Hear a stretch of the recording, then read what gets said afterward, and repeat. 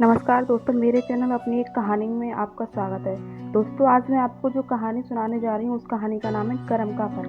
चलिए तो कहानी स्टार्ट करते हैं। एक लड़की थी, वह बड़ी सुंदर थी। शरीर उसका पतला था, रंग गोरा, मुखड़ा गोल था, बड़ी बड़ी आंखें थी, अम्लियों जैसी थी, लंबे लंबे काले बाल थे। वह बड़ा मीठा बोलती थी।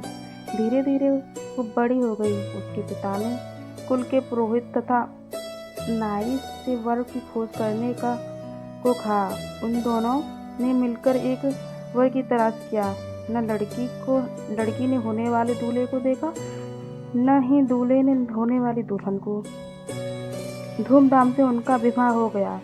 जब पहली बार लड़की ने अपने पति को देखा तो वह बदसूरत शक्ल देखकर बड़ी दुखी हुई थी।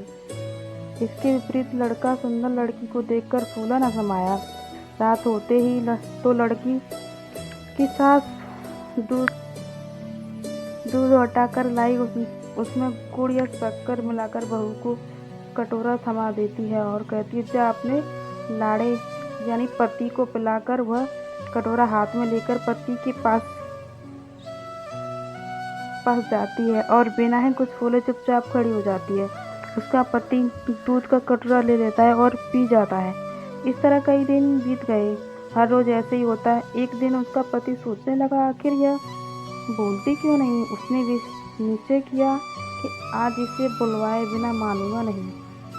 जब तक यह कहेगी नहीं कि लो दूध पी लो, मैं इसके हाथ से दूध का कटोरा नहीं लूँगा। उस दिन रात को जब वह दूध लेकर आई, उसके पास खड़ी हो गई तो वह चुपचाप लेटा रहा।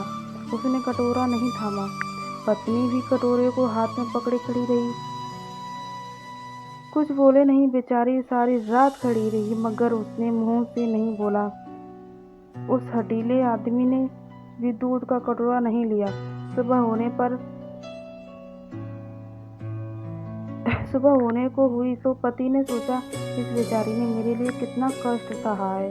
यह मेरे हाथ रहकर प्रसन्न नहीं है। इसे अपने पास रखना इसके साथ घोर अन्याय है। इसके बाद वह उसे उसके पीहर छोड़ आया। बेचारी वहाँ प्रसन्न कैसे रहती। वह मन मन में ही कुटती रही कि वह घुटकर मरने लगी। उसे कोई बीमार न थी।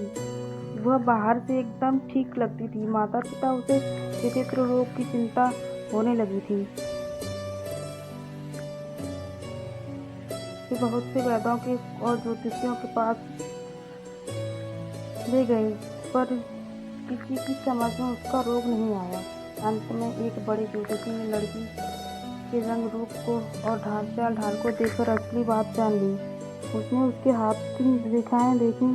ज्योतिषी ने बताया, बेटी, पिछले जन्म में तूने जैसे कर्म किए थे ठीक वैसा ही फल मिल रहा है। इसमें न तेरा दोष है न तेरे पति का।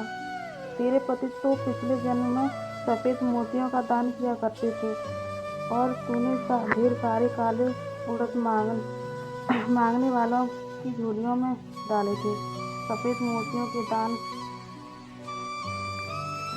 के फल तेरे पति को सुंदर पत्नी मिली और तुझे उड़द जैसा बदसूरत आदमी मिला है। तेरी ऐसी हालत तेरे